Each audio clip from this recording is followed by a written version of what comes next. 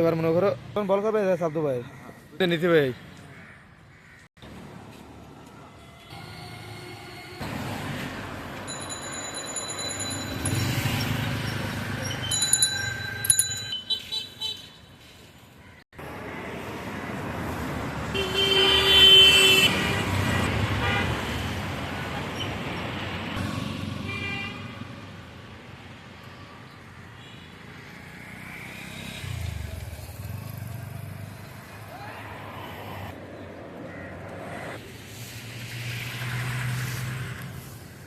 এখন আমি আসছি হলো আপনার